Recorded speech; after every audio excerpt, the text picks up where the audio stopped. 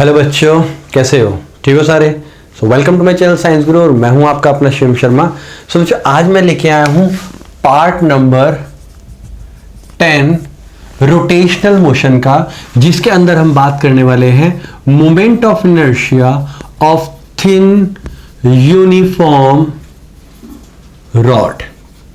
देखो, इससे पहले मैं moment of inertia basic cover कर चुका हूं, पूरा कंसेप्ट का ओवरव्यू डिस्कस कर चुका हूं। और मैंने लास्ट वीडियो में moment of inertia of a circular disc बताया था। उससे पहले जो वीडियो बनाई थी उसमें थिन रिंग बताया था। तो वो वीडियो अगर देख के आए हो तो डेफिनेटली इस वीडियो में बहुत अच्छे से क्लियर होगा। अगर नहीं देखी है तो बेटा पहले मोमेंट ऑफ इनर्शिया देखो, वहां के बाद इसके बाद यहां होगे तो बहुत अच्छे से समझ आने वाला है, नहीं तो कहीं ना कहीं लैक करोगे। तो चलो शुरू करते हैं। हम करने वाले हैं बात moment of inertia of thin uniform rod about an axis perpendicular to the rod से परपेंडिकुलर होगी and passing through the centre. बेटा सेंटर से पास करेगी। हम क्या कर रहे हैं? मोमेंट ऑफ इनर्शिया निकाल रहे हैं उस एक्सिस के थ्रू जो कि पास करेगी सेंटर से एंड परपेंडिकुलर होगी रॉड के। तो देखो, अगर मान लेते हैं हमारे पास एक रॉड है, ये नाउ दिस इज रॉड। हम क्या कर रहे हैं? इसकी लेंथ L ले रहे हैं, ये पूरी लेंथ है L। और जो मोमेंट ऑफ इनर्शिया निकालना है वो निकालना है हमने इस एक्सिस के अबाउट। तो इसे मैं x लेने वाला हूं, इसे मैं y लेने वाला हूं। क्लियर है? नाउ ये मैंने सेंटर ले लिया। अब मैं क्या कर रहा हूं? यहां पर एक छोटा सा एलिमेंट ले रहा हूं dx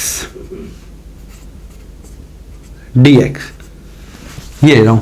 पूरी की पूरी रॉड का जो मास है वो है कैपिटल M और जो पूरी लेंथ है वो कैपिटल L।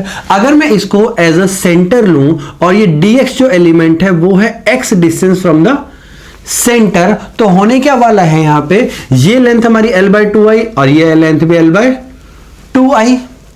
यहां तक मेरे को लगता है क्लियर हो गया। देखो, फिजिक्स में एक चीज होती है बेटा, अगर तुम्हें डायग्राम समझ आ गया तो डायग्राम के बाद मुझे नहीं लगता कि और कुछ करने की जरूरत है। सिर्फ फिर क्या करना है? सिर्फ कंसेप्ट को उठा के वहां से और यहां पे लगा देना है बस, अगर डायग्राम क्लियर है। तो मैंने क्या किया? यहां पर मैं निकालने वाला हूं मास। अगर मैं मास ऑफ रॉड लेता हूं, मास ऑफ रॉड, तो मास ऑफ रॉड है कैपिटल M। एंड अगर मैं बात करूं लेंथ ऑफ रॉड तो वो है कैपिटल L। तो अगर मैं बात करूं बेटा मास पर यूनिट लेंथ, अगर पर यूनिट देखा जाए तो M/L। मैंने क्या किया? टोटल मास को टोटल लेंथ से डिवाइड कर दिया, इससे क्या हुआ? मास पर यूनिट लेंथ आ गया हमारे पास। नाउ मैं निकालने वाला हूं dx के लिए, तो mass of small element dx। अगर मैं स्मॉल एलिमेंट मास निकालूं dx का तो क्या आएगा हमारे पास? देख लेते हैं बेटा। Small m is equal to mass पर यूनिट लेंथ मल्टीप्लाई dx। मैंने क्या किया? यूनिट लेंथ का मास छोटे से एलिमेंटल पार्ट से मल्टीप्लाई कर दिया, तो क्या आया? Total mass of this elemental part dx। ये आ गया। नाउ और ये डिस्टेंस कितना है? x। अब क्या हुआ? अगर मैं x को बड़ा कर दूं यहां तक तो L/2 चला गया। अगर मैं x को इधर लेके जाऊं तो -L/2 चला गया। और अगर सेंटर में लेके आ जाऊं तो 0 आ गया। तो अब देखते हैं moment of inertia of rod about XY। तो अगर मैं XY के एक्सिस देखूंगा तो क्या करना पड़ेगा मुझे? Moment of inertia which is DI is equal to, और हाँ, ये जो मोमेंट ऑफ इनर्शिया निकाल रहा हूं, ये निकाल रहा हूं बेटा dx का, moment of inertia of dx। ये लिख लेते हैं यहां पे कि dx का मोमेंट ऑफ इनर्शिया क्या आएगा। तो moment of inertia which is DI is equal to mass, मतलब क्या है बेसिकली कि इस एलिमेंटल का मास कितना है मल्टीप्लाई उसका डिस्टेंस क्या है फ्रॉम द सेंटर, और वो कितना है?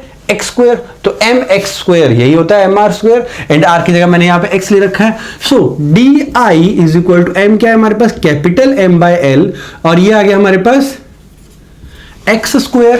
ये भी बहुत बढ़िया। एक चीज रहेगी बेटा dx, तो मैंने यहाँ पे dx मल्टीप्लाई किया और यहाँ पे x को कर दिया। अब मैं इंटीग्रेट करने वाला हूं। इंटीग्रेट कैसे करूंगा? इस dx को एक्सपैंड करूंगा।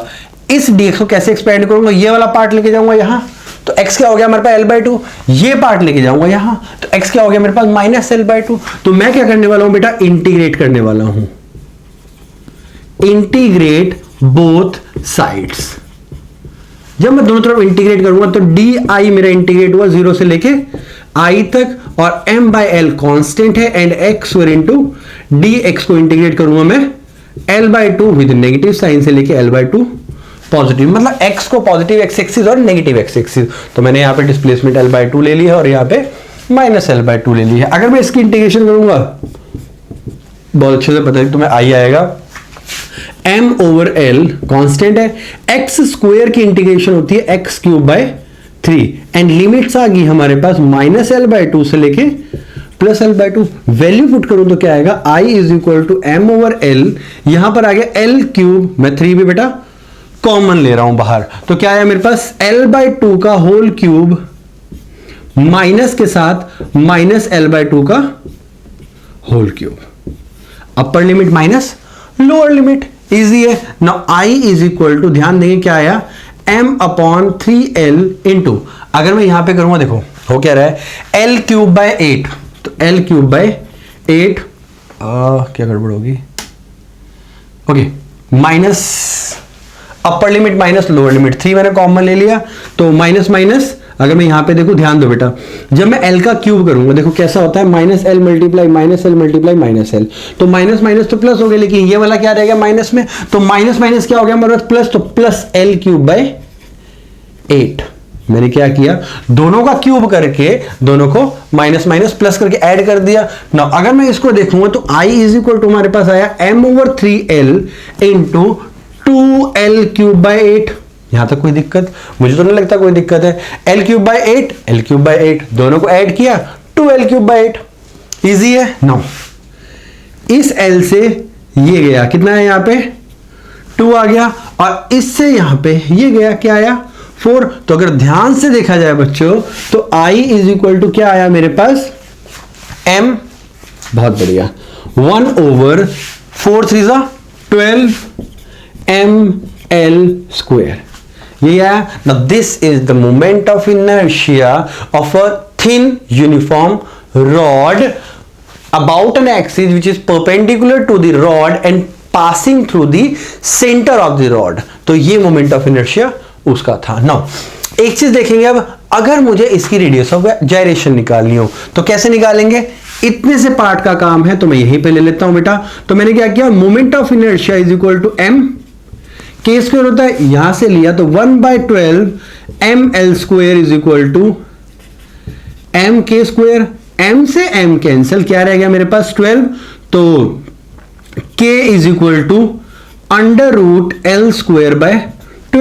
अगर मैं इसको सॉल्व करूंगा तो आया l/√2 2 4 3 12, मतलब 2√3। Now this is radius of gyration, मतलब लेंथ जितनी भी हो हमारे पास यहां से लेके l/3 पे इसका मतलब रेडियस ऑफ जायरेशन होगी। क्लियर है? मान लेते हैं लेंथ ये रही पूरी पूरी l। नाउ इसका 2/√3 से डिवाइड करके हमारे पास क्या आएगा, रेडियस ऑफ जायरेशन। इजीली निकाल सकते हैं। तो ये था पूरा पूरा concept moment of inertia of the rod. अब हम क्या करेंगे, मोमेंट ऑफ इनर्शिया रॉड ही देखेंगे, बट क्या करने वाले हैं, इस एक्सिस को ना देख के अब हम देखेंगे ऐसे। देखते हैं, जैसे हमारे पास कुछ है, हमारे पास है बेटा बिल्कुल। देखो अगर मैं यहां से निकालूंगा तो ऐसे ऐसे रोटेट करेगा, ऐसे ऐसे रोटेट करेगा, लेकिन अगर मैं यहां कोने से रोटेट कराऊंगा तो क्या होगा, ऐसे ऐसे रोटेट करेगा, ऐसे ऐसे ऐसे ऐसे रोटेट करेगा। ये क्लियर हुआ? सेंटर से ऐसे रोटेट करेगा, मैं मार्कर को रख देता हूं, सेंटर से रोटेट करेगा ऐसे, लेकिन अगर मैं इस एक्सिस से रोटेट कराऊं तो ये ऐसे रोटेट करेगा। क्लियर? दोनों के क्या हुआ, मोमेंट ऑफ इनर्शिया में फर्क आ गया। अब उस मोमेंट ऑफ इनर्शिया के लिए हमें क्या करना है, हमें कुछ नहीं करना, सिर्फ और सिर्फ डायग्राम चेंज करना है और लिमिट्स चेंज करनी है। तो मैं सारा का सारा इरेज नहीं करने वाला हूं क्योंकि जरूरत नहीं है। मैं इससे तुम्हें यह भी पता लग जाएगा कि कितना पार्ट सेम है और कितना पार्ट डिफरेंट होगा। तो अगर मैं यहां से इरेज करने वाला हूं तो सोच लो बेटा कि यहां से तुम्हारा चेंज होने वाला है। तो चलो देखते हैं।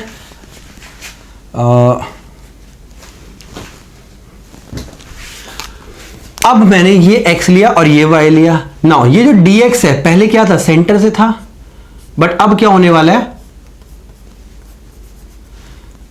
तो लेंथ थी l, तो अब क्या होने वाला है, यहां पे ध्यान देंगे बेटा, मैंने यहां से x डिस्टेंस पे लिया dx पार्ट।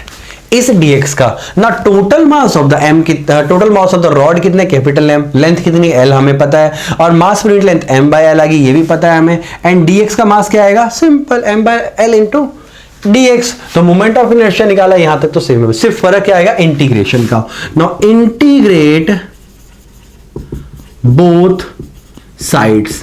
अगर मैं दोनों तरफ इंटीग्रेट करूंगा तो di को मुझे इंटीग्रेट करना पड़ेगा 0 से लेकर i तक, और m बाय l कांस्टेंट करके मेरे को x स्क्वायर dx को इंटीग्रेट करना पड़ेगा 0 से लेके l तक। क्यों, क्योंकि x की वैल्यू मिनिमम ये है, मैक्सिमम ये है। इस dx को एक्सपैंड करूंगा, ये पॉइंट यहां गया, यहां एक्सिस से कितना है l, इस पॉइंट को यहां लेके आया तो x क्या हो गया मेरा 0।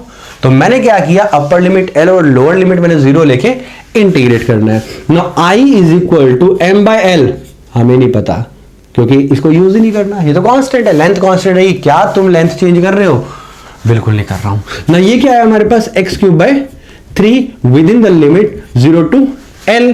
Now i is equal to m over l as it is आ गया, 3 मैंने कांस्टेंट ले लिया बाहर, यहां पे क्या आया l क्यूब माइनस 0, तो 0 की जरूरत नहीं है, तो मैं 0 नहीं छेड़ने वाला हूं यहां पे। अगर मैं इसको कैंसिल करूं तो यहां कितना आया 2, and i is equal to क्या आया 1 by 3 ml square. Now this is the moment of inertia of a thin uniform rod pass about an axis which is passing through the one end and perpendicular to the rod. तो मैंने क्या किया, moment of inertia of thin rod, बहुत अच्छी बात है, an axis perpendicular to and passing, यह जरूरत नहीं है, and through its one end, ये करने वाले हैं। ठीक है, एक एंड पे हमने मोमेंट ऑफ इनर्शिया निकाला, तो हमारे पास क्या आया, ये रहा। बेटा इससे इजी डेरिवेशन मुझे नहीं लगता कि कोई समझा पाएगा, बहुत इजी डेरिवेशन समझाई है मैंने, बिल्कुल एक एक स्टेप बिल्कुल अच्छी तरह एकदम क्लीन तरीके से क्लियर करवाया है। तो ये हमारे पास आ गया मोमेंट ऑफ इनर्शिया। अब रेडियस ऑफ जायरेशन की बात आती है, एंड रेडियस ऑफ जायरेशन में तुम्हें पता है बेटा, moment of inertia is equal to m k square. Moment of inertia क्या है, 1 by 3 ml square. So 1 by 3 ml square is equal to m k square. तुम्हें पता है मास की जरूरत नहीं है, कट गया। यहां पे क्या है, k is equal to under root l square by 3। l square था, बाहर निकल गया, तो क्या आया हमारे पास। Now this is the radius of gyration किसकी, रॉड, जिसमें हमारे पास एक्सिस कहां पे होगी, एट वन एंड, तो एक एंड पे होगी, ये आएगी रेडियस ऑफ जायरेशन। ये बिल्कुल क्लीन कंसेप्ट था हमारे पास रॉड का। नेक्स्ट वीडियो में लेके आने वाला हूं बेटा सिलेंडर के, और इसके बाद फिर मैं लेके आने वाला हूं स्फीयर का। इसके बाद 2 वीडियो आएंगे मोमेंट ऑफ इनर्शिया की, जिसमें हम बात करेंगे सिलेंडर की और स्फीयर की। उसके बाद हम चलेंगे आगे और इस चैप्टर को करेंगे कवर, और फिर चलेंगे ग्रेविटेशन पे। तो जुड़े रहिए मेरे साथ, सपोर्ट करते रहिए मुझे। फिर मिलते हैं अगली बार, तब तक के लिए ध्यान रखिए और पढ़ते रहिए।